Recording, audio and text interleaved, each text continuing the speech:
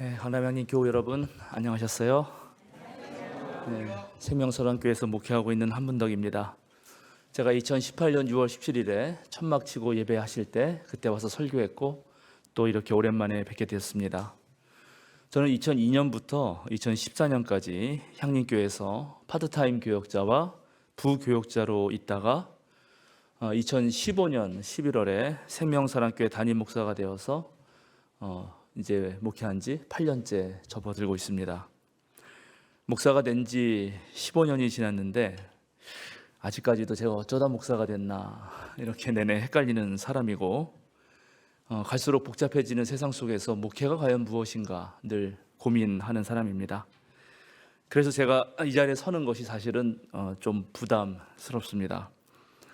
목사님께서 설교하라고 하실 때 순종하는 마음으로 또 제가 무척 존경하기 때문에 네 했지만은 설교를 준비하면 준비할수록 걱정이 됐습니다. 강남향림 교회는 자타가 알다시피 지난 30년 역사 속에서 한국 사회와 교계에 늘 모범적인 교회였고 또 예수 그리스도의 복음에 충실한 교회였기 때문에 또 그리고 제가 존경에 맞지 않는 김경호 목사님 또 이병현 목사님의 그 심도 깊은 설교를 들어오셨기 때문에 제가 여기서 무슨 내용의 설교를 하더라도 여러분의 식견과 삶을 넘어설 수 없다는 판단이 들었습니다. 그래서 제가 오늘 그냥 뭐랄까요, 저의 고민, 저의 삶의 고민, 그리고 목회자로서의 고민, 그 고민 속에서 제가 무엇을 하고 있는지 그냥 편하게 나누려고 합니다. 원고 9장이나 써왔지만 원고를 무시하고 좀 얘기를 해보고 싶습니다. 2008년에 서울로에서 목사 안수 받았습니다. 목사 안수 받기 나흘 전에 향림교회 주일 예배 설교를 하게 되었는데 그때 제가 설교 제목을 무당과 예언자라고 달았습니다. 이 설교 제목을 듣고 한 분의 권사님이 바로 나가셨어요. 설교를 듣지 않으시고. 다음 주에 오셔서 제 강단을 읽으시니 한전도사, 전도사입니다. 그때 내가 잘못했어. 듣고 갈 걸. 이런 내용이었네. 이런 기억이 납니다. 보수적인 그리스도인들이야 무속에 대해서 매우 배타적이고 없애야 할 대표적인 미신이라고 생각하죠. 근데 요즘은 또 안 그런 것 같아요. 그죠? 그래도 빨갱이보다 무당이 낫다고 그렇다 그러더라고요. 하여튼 어쨌든 그러나 진실한 무속인, 꽤 괜찮은 무속인의 삶을 보면은 그 자신들을 찾아오는 단골 손님에 대해서 얼마나 헌신적인지 몰라요. 제가 종교신학을 전공했기 때문에 그 연구들을 좀 했는데 정말 그를 위해 성심껏 기도하고 그의 한을 풀어주고 그에게 생길지 모르는 재앙을 없애기 위해서 아주 최선을 다합니다. 내가 목사가 된다면 최소한 누군가 고통과 상처, 아픔과 근심, 불안과 또 두려움을 가지고 저를 찾아올 때 내가 무당 이상은 되어야 되지 않을까 그 생각을 하면서 제목에 무당이라고 달았던 것입니다. 예언자는 하나님의 뜻에 비추어서 자신이 살아가는 시대를 분별하고 사람들에게 정확하게 하나님의 말씀과 뜻을 선포하는 책임을 맡은 사람입니다. 예언자들도 물론 무속 전통의 샤먼처럼 위로의 말을 전하기도 하지만 하나님께 등을 돌려서 불행을 자초하고 파멸의 길을 가는 사람들에게는 냉정하게 그리고 엄중하게 심판의 메시지를 선포합니다. 신앙이 식어가고 흔들릴 때 회개하라고 외치면서 주님께 돌아오라고 강력히 요구합니다. 그래서 보통 예언자들은 모두가 괜찮다고 할 때도 아니요라고 하고 모두가 평안하다고 할 때 그 평안한 마음을 흔들어대죠. 불꽃 같은 눈으로 어떤 숨어있는 위기를 알아채고 닥쳐올 재난을 예상하면서 끙끙 앓아눕기도 하고 어떨 때는 마치 미친 사람처럼 그렇게 무척 예민하게 굽니다. 예언자 예레미야는 예루살렘 북쪽으로부터 5km 떨어져 있는 작은 마을 아나돗의 제사장 가문에서 태어났습니다. 제사장 가문이라서 그런지 모르지만 어린 나이에 하나님의 부르심을 받았는데 이스라엘 백성에게 이제 이 하나님의 재앙이 내릴 것이라고 하는 그런 엄중한 심판의 메시지를 전해했기 때문에 장가들어서 편안하게 자녀를 두는 그런 평범한 삶을 허락받지 못했습니다. 하나님은 예레미야에게 매우 비인간적인 삶으로 보이는 어떤 것을 요구했는데요. 백성들은 이 가혹하고 무자비한 예레미야의 어떤 지적과 경고에 아주 거칠게 반항합니다. 하나님의 말씀에 사무쳤지만 이 거역하는 백성들의 저항과 박해로 인해서 예레미야의 몸과 마음은 지칠 대로 지치고 망가졌습니다.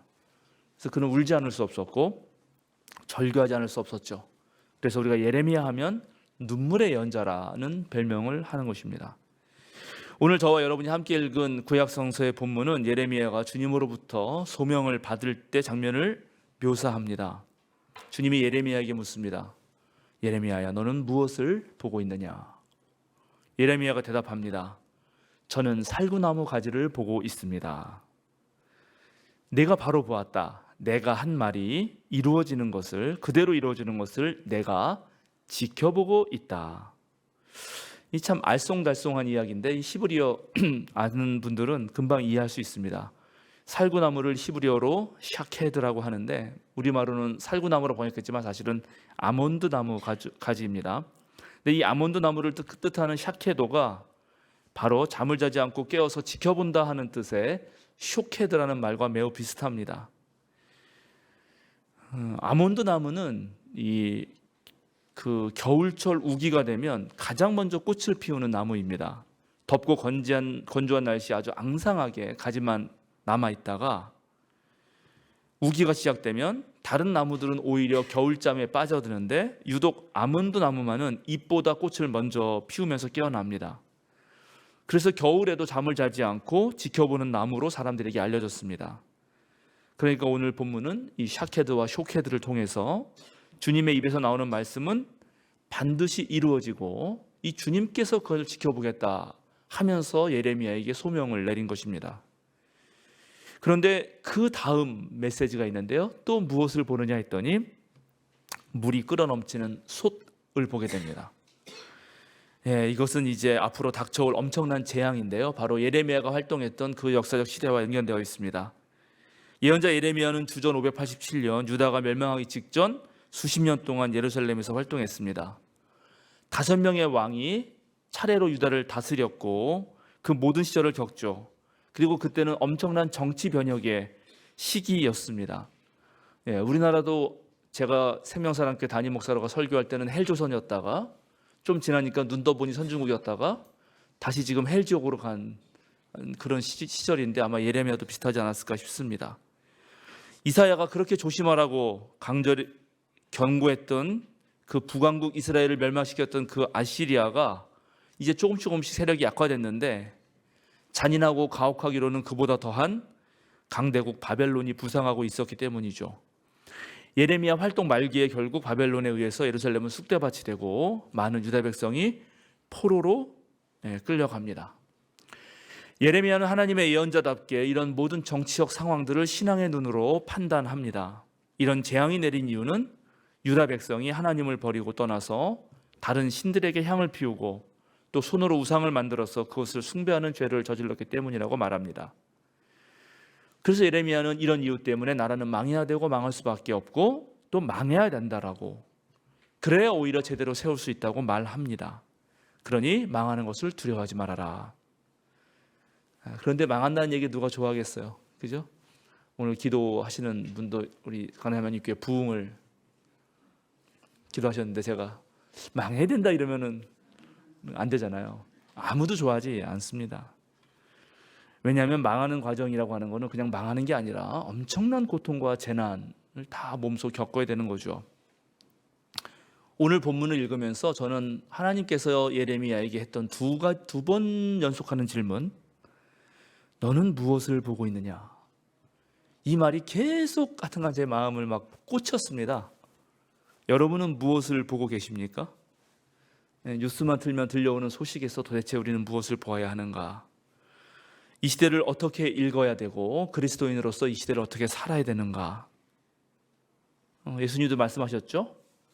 구름이 서쪽에서 일면 소나기가 오겠다고 말하고 그대로 되는데, 또 남풍이 불면 날이 덥겠다고 말하고 그대로 되는데 너는 왜 이 시대를 분간하지 못하느냐? 왜 이 때를 알아보지 못하느냐? 이렇게 말합니다. 2023년이 지나고 되고 벌써 한 달 지나고 2월 중순에 접어드는데요. 올해 여러분 어떨 것 같습니까? 올해 괜찮을 것 같습니까? 아니면 안 좋을 것 같습니까? 우리들의 미래는 낙관적일까요? 비관적일까요? 저는 정말 요즘에 너무 답답하고 그냥 김칫국 없이 고구마만 먹은 것처럼 그렇게 됩니다. 지금 시대가 총체적으로 위기에 빠진 것 아닌가? 그런 생각이 계속 듭니다. 우리 삶의 바탕을 이루는 지구가 몸살을 앓고 있고 사람이 함께 만들어가는 사회가 어지러지고 또 자연과 사회를 성찰하게 하는 영적인 눈마저 어두워진 것 아닌가 하기 때문입니다. 지금 우리는 정말 심각한 기후 비상 사태, 기후 재앙에 직면하고 있습니다. 그 IPCC 유엔사나 그 기후 변화 정부 협의체 보고가 있는데 그 2022년 보고서에 따르면 2008년 이후에 이 홍수와 폭풍 때문에 매년 2천만 명 이상의 사람들이 집을 떠나야 했고 1961년 이후 아프리카에서 나오는 작물 생산성이 3분의 1로 줄어들었습니다.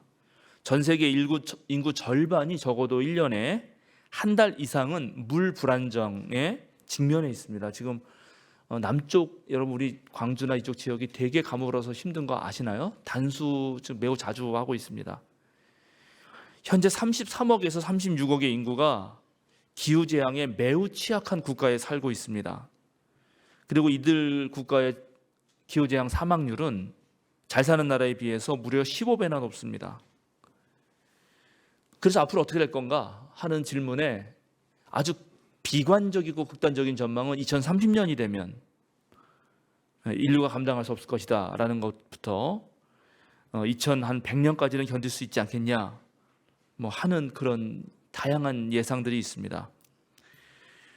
다들 뉴스 보셔서 아시겠지만 튀르키예 지진으로 지금 2만 명이 훨씬 넘는 사망자가 생겼고 수십만이 매몰되어 있을 것으로 예상한다고 하죠.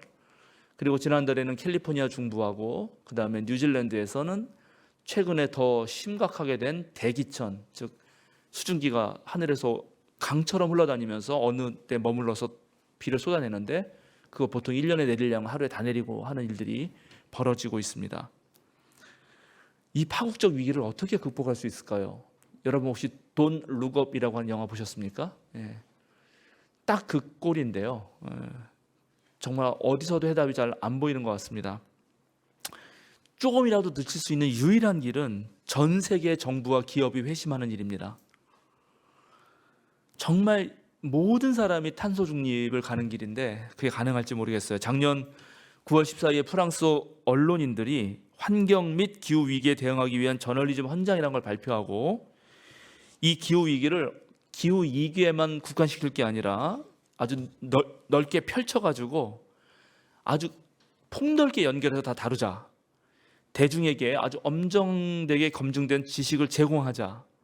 정확한 사실 전달을 위해서 어휘와 이미지를 제대로 확인하자.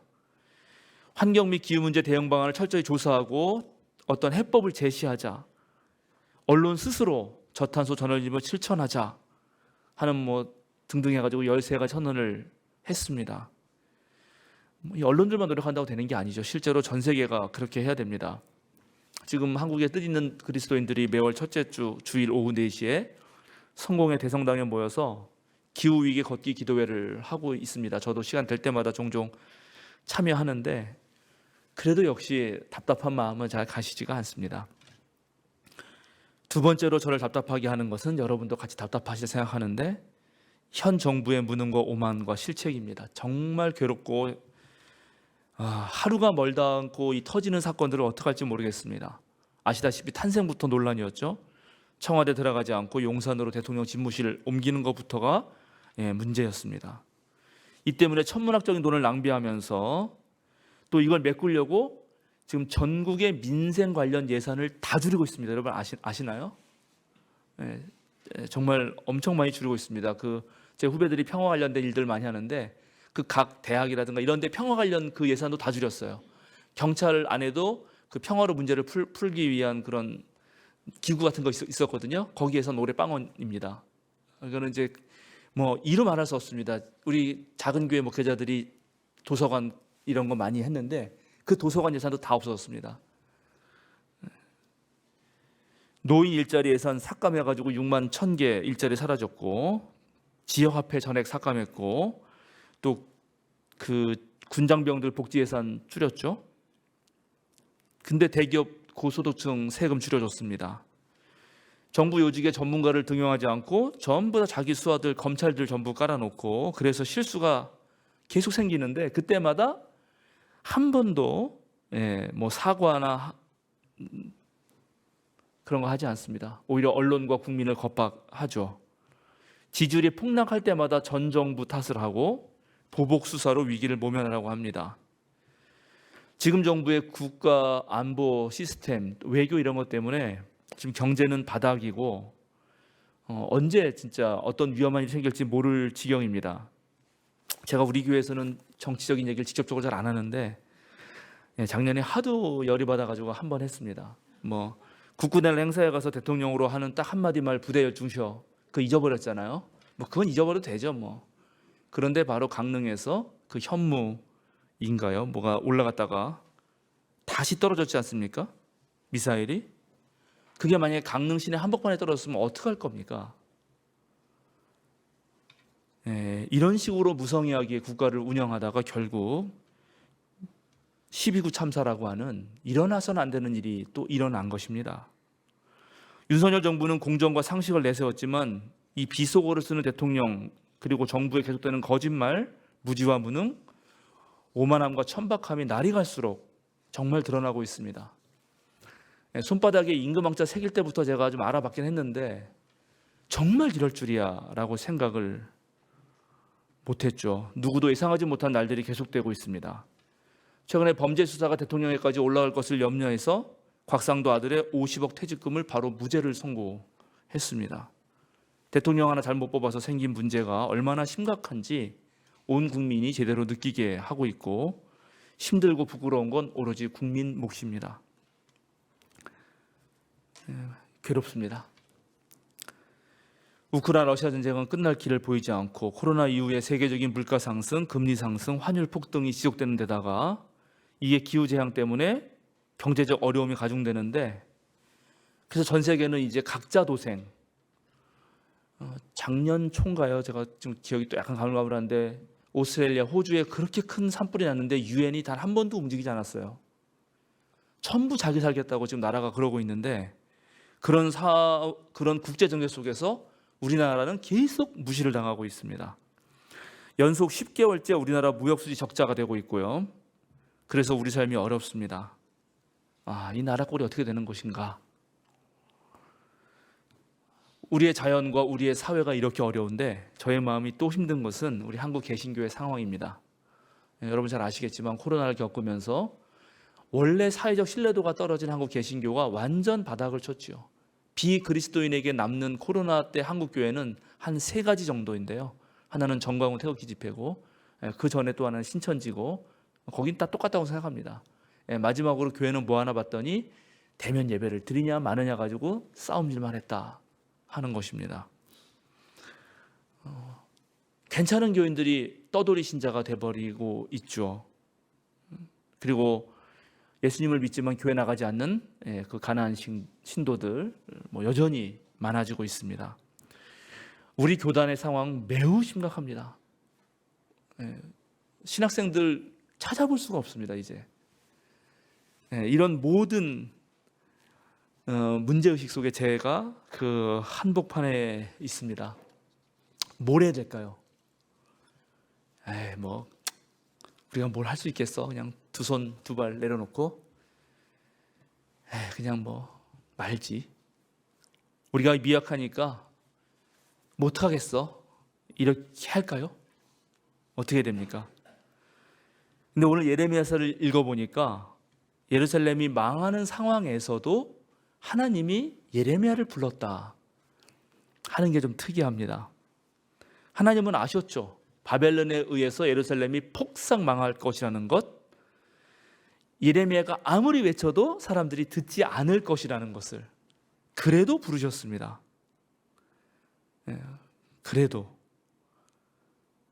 그런데 하나님이 그렇게 부르시고 비관적 말씀만 하시면 제가 정말 못 살겠는데 그렇게 끝이 안 나요. 오늘 본문이 놀랍게 그들이 너에게 맞서서 덤벼들겠지만 너를 이기지는 못할 것이다.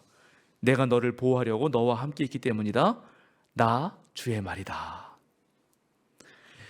우리가 어떤 당면한 과제를 풀어가려면 그 과제를 정확하게 인식하고 정직하게 대면해야 되죠. 적당히 무리고 넘어가거나 거짓말로 대충 때우려고 할 수 없습니다. 그러면 더 꼬입니다, 일은. 완전히 얽혀버리면 더 이상 풀 수가 없습니다. 도대체 문제가 어디부터인가? 다시 실마리를 찾아서 해결해 가겠죠.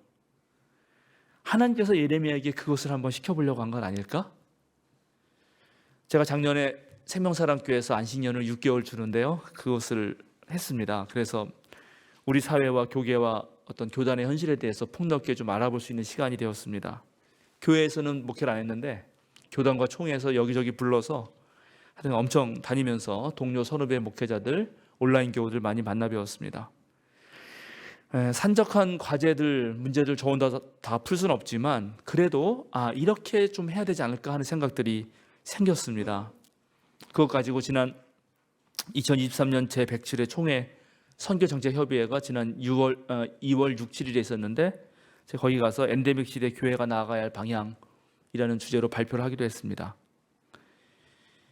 바벨론 침략과 유다 멸망 앞에서 예레미야도 비관적 말만 전하지는 않습니다. 예레미야서를 쭉 읽어보면 31장 2절에 전쟁에서 죽지 않고 살아남은 백성, 광야에서 그 백성들이 광야에서 은혜를 입었다 하는 구절이 나옵니다. 역경과 고난을 뚫고 남은 자들이 다시 일어나고 소구를 들고 흥에 겨워서 춤을 추며 나오게 될 거다, 이렇게 말합니다. 고국으로 돌아올 때 너무 기뻐서 기쁨에 눈물을 흘리게 될 거고, 주님께서는 이들을 평탄한 길과 물이 많은 시냇가로 인도하실 것이다, 그렇게 말을 합니다. 유다는 다시 정의의 보금자리가 되고 거룩한 산 예루살렘은 주님의 복을 받게 됩니다. 지친 이들은 새 힘을 얻고 굶주려 허약해진 이들은 배부르게 먹을 것이다. 그때가 오면 아버지가 신포도를 먹었기 때문에 자식들의 이가 씨가 되는 말은 들리지 않을 것이다. 이제 하나님은 모든 이들의 가슴 속에 하나님의 율법을 심어주고 새로운 언약을 세워서 그 누구도 하나님의 백성에서 소외되는 자가 없을 것이다, 그렇게 말합니다. 저는 오늘 우리 시대가 매우 어둡다는 거 너무 잘 알고 있습니다. 그러나 분명히 어둠의 터널 끝에 밝은 빛이 있을 거라고 확신합니다. 문제는 이 어둠의 터널을 뚫고 어떻게 그것을 끝까지 갈 수 있는 굳센 그런 신앙의 용기를 가질 수 있느냐 하는 것입니다. 어둠 속에서도 두려워하지 않고 진정 주님만을 믿고 한 걸음 내딛는 자에게 하나님께서 지혜를 주실 것이다, 그렇게 믿습니다. 주님께서 베푸시는 지혜를 가지고 문제를 해결한다면 세상의 유혹에는 넘어가지 않을 수 있지 않을까? 세상의 강요에도 흔들리지 않을 수 있지 않을까? 그런 생각 해봅니다. 오늘도 주님께서는 저와 여러분에게 묻고 계시죠. 너희는 무엇을 보고 있느냐? 여러분 무엇 보고 계십니까?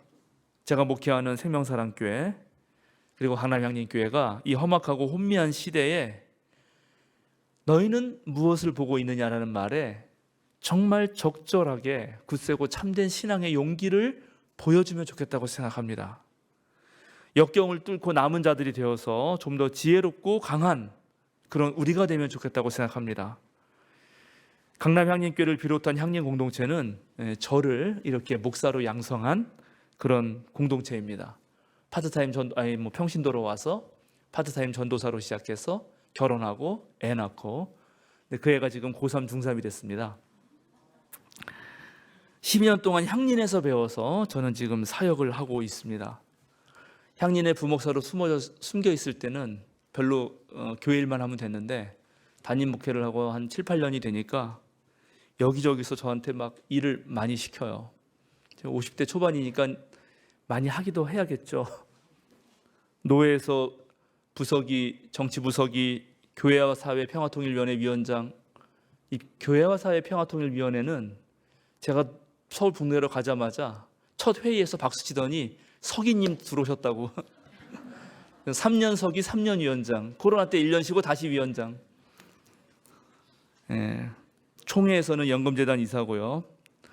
그 다음에 우리 교단 살려보겠다고 학교랑 협력해서 뭘 해보겠다고 만든 교학협력센터 연구교육분과장이고, 거기다가 우리 선배님들 하시던 일 이어가야 돼서 심원 안병무 기념사 앞에 서기고, 장군 김재준 목사님 기념사 앞에 학술 출판위원이고, 그 다음에 용민이 목사 시키려고 사단법인 평안나무 들어갔다가 거기 이사 해야 되고요. 한국기독교교회협의 종교간 대화위원회 위원입니다. 지난번엔 신학위원회를 했는데 그거 그만뒀더니 또 종교간 대화위원회 하라 그러고, 이번엔 못하겠다고 뺐는데 다시 총회에서 전화 왔어요. 목사를 다 전화 돌려봤는데 목사님 말고 없으니까 무조건 하세요. 그래. 하기로 말만 올려놓고 안 나가려고 합니다. 거기는 매주 온라인 수요사경회로 성서 공부 촬영하고 있는데요. 내일 이제 148강 찍으러 갑니다. 3년째 하고 있습니다. 이제 요한계시록 요즘에 한참 하고 있는데, 그렇게 해가지고 한 160강, 70강에서 신약 끝내면은 구약해서 목표는 500강 정도는 하려고 합니다. 기장 여신도 교육원 서울교실, 청주교실 강의해야 되고, 연세대 연합신학대학원 강의해야 되고, 이번에 또 한신대 무슨 예배와 설교실 하는 데 와서 설교 피드백 하라 그러고, ANA 생명영성연구원에서 선임연구원으로 연구도 합니다. 한나절 연구하면 100만 원 주거든요. 그렇게 해서 강의에서 벌은 돈으로 우리 부교육자들 생활비 쓰려고 통장 만들어서 거기다가 집어넣습니다. 그래서 우리 부교육자들은 주 5일째 근무하면서 월요일, 화요일 쉬고 4대 보험 다 들어주고 목회자연금 다 가입하고 아주 신나는 목회 사역을 합니다. 맘대로 출근하고 맘대로 퇴근할 수 있거든요. 근데 저는 하루도 쉬는 날이 없고 쉬는 시간만 있습니다. 생명사랑교회는 작은 교회입니다. 주일 예배 때 여기보다 훨씬 더 작은 공간에서 50명이 들어오면 가득 차는 데서 예배를 드리고 있습니다. 그래도 작은 교회지만 작지만 건강한 교회로 평신도 중심 사역을 하면서 하나님 선교 사명 감당해 보려고 노력하면서 이제 조금씩 자리를 잡아가고 있습니다. 제가 맨 처음에 갔을 때 지하에서 매년 2천만 원 그 월세 내면서 살았는데 지금 우리 자가 건물입니다. 작지만 3억 9천 주고 샀어요. 옮기면서 1억 3천 빚졌는데 2년 동안 9천만 원 갚았습니다. 올해 4천만 원 갚으면 이제 다 갚습니다. 잘했죠? 고맙습니다. 위로를 제가 여러분에게 드리기보다는 제가 위로받고 싶어서 네. 온라인 신학 영상 통해서 전국의 교인들의 도움을 받고 또 열심히 찍어대고 있습니다. 다 누구 때문에? 김경호 목사님이 하시는 거 보고요. 제가 사실은 우리 강남 향림교회 이 향림 공동체를 알기 전에 제 여동생을 파견했거든요. 강남 향림교회 오래 다니신 분은 알 겁니다. 그죠? 서울에서 교회 찾고 있을 때 오빠 어디 교회 가면 좋을까? 그때 좀 신학생도 아니었습니다. 신학교 막 들어갔을 때입니다. 신학교 막 들어갔을 때 그래? 그럼 강남향림교회를 가라. 그때 아무것도 몰랐는데 그래도 강남향림교회를 가라. 그렇게 말을 해서 지금 내 여동생은 교회를 졸업하고 이것이 교회를 안 나가고 있는데 참 걱정입니다. 제가 말해도 듣지 않은 건 뻔하기 때문에.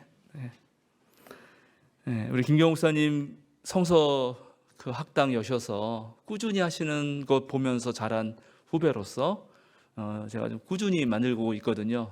저희 생명사랑교회 유튜브 들어와 보시면 알겠지만 성서를 보는 50강, 사도신경 50강, 주의 기도 강의 19강, 그 다음에 또 뭐 있죠? 생명사랑 5분 말씀 묵상 100몇 강, 마땅 엄청 많습니다. 바람직한 목회자 청빙 이런 것도 있습니다. 심지어 생각하는 힘을 기르는 글쓰기 이런 것도 있고요. 마태복음서 강의 지금 100몇 강인데 80몇 강인가? 하여튼 뭐 그렇습니다. 뭐 그런 거 막 열심히 하는데 그게 다 사실은 여러분 덕분입니다. 향림 공동체가 저를 키웠습니다. 향림 공동체 교회들이 먼저 길을 내면서 걸어가 주셨기 때문에 제가 뒤따라갈 수 있었습니다. 향림교회 60주년 준비하면서 사진을 정리한 적이 있습니다. 부목사로서. 그럴 때 한 장의 사진을 발견했는데요. 바로 1989년에서 90몇 년 사이에 80이 아니라 1980년대 초반 79년에서 80년대 초반 사이에 향림교회 선한 사마리아인들인가 하는 그 팀이 전국에 그 의료 봉사를 떠난 사진이었습니다. 근데 그때 떠난 사진 중에 하나가 교화교회였고 거기서 접종 맞은 게 저였습니다. 제가 그 사진을 발견하고 내가 너무 감동해서 향년에서 한번 설교를 했습니다. 당신들이 그 어릴 때 접종 맞춰준 그 꼬마아이가 지금 여기 향년교회 와서 부목사 하고 있는 것이다. 그렇게 말씀드렸어요. 정말 감사드리고 앞으로 우리 강남 향년교회 또 향년공동체 식구들이 더 그 해오시던 길 열심히 가시면 우리 생명사랑교회도 열심히 뒤따라가겠습니다. 주님께서 오늘 우리에게 묻고 있습니다. 너는 무엇을 보고 있느냐? 겨울에도 깨어있는 아몬드 나무처럼 우리는 깨어있어서 주님 말씀 봅니다. 두 눈 부릅뜨고 주님께서 펼쳐가시는 놀라운 일들 보고 있습니다. 여기저기에서 주님께서 남겨놓으신 일들이 활약하는 그 소식도 듣고 있습니다. 그래서 우리는 모든 사건에서, 모든 존재하는 것에서 하나님의 숨결 잘 느끼고 있습니다. 이렇게 주님의 물음에 대답하시는 저와 여러분 되면 좋겠습니다. 다 함께 묵상으로 기도하겠습니다.